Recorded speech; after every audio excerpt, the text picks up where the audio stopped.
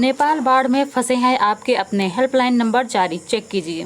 नेपाल में आई भीषण बाढ़ में 133 से ज़्यादा भारतीय लापता हो गए हैं।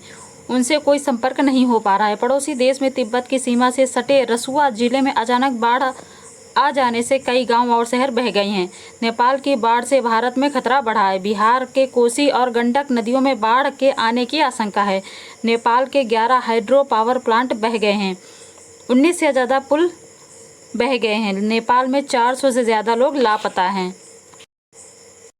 नेपाल बाढ़ की वजह से भारत ने सशस्त्र सीमा बल एसएसबी ने 1751 किलोमीटर लंबी भारत नेपाल अंतर्राष्ट्रीय सीमा नज़दीक सभी यूनिट को अलर्ट किया है। सीमावर्ती क्षेत्रों में बचाव एवं राहत कार्यों के लिए एसएसबी के 18 दल तैनात किए गए हैं। एसएसबी का यह अलर्ट कोसी और नारायणी नदी बेसिन में पानी का बहाव बढ़ने के अनुमान और नेपाल की छोटी नदियों में अचानक बाढ़ आने की आशंका के बीच जारी किया गया है। नेपाल में फंसे हैं तो ये हेल्पलाइन नंबर जारी। अगर आप हिंदुस्तानी हैं और आपके अपने वहाँ फंसे हैं तो भारतीय दूतावास से संपर्क कर सकते हैं। भारतीय दूतावास ने इमरजेंसी संपर्क के लिए 2 नंबर जो ये दिए गए हैं ये जारी किए गए हैं।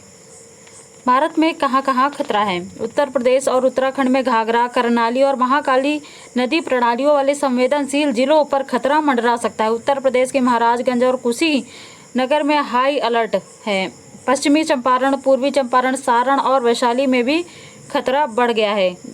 गंडक, नारायणी नदी का जल स्तर बढ़ सकता है। गृह मंत्री अमित शाह ने बिहार के मुख्यमंत्री सम्राट चौधरी से बात की है। प्रधानमंत्री मोदी ने बालेन्द्र शाह से बात की। प्रधानमंत्री नरेंद्र मोदी ने बुधवार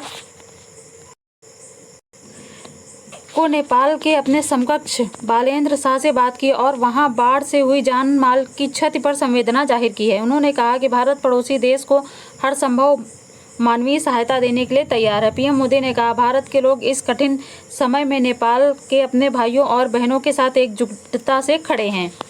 कैसे मची त्रासदी। नेपाल के अधिकारियों के मुताबिक तिब्बत की ओर से आई बाढ़ सुबह करीब 9 बजे भोटे कोसी नदी में तेजी से बढ़ी, जिससे तिब्बत से सटे रसुआ और धादिंग जिले और काठमांडू के दक्षिण पश्चिम में स्थित नुआकोट जिला प्रभावित हुआ।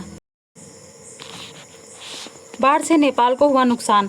रसुआ में आए बाढ़ की वजह से कम 105 भारतीय और 37 प्रवासी भारतीयों समेत लगभग 400 लोग लापता हो गए हैं।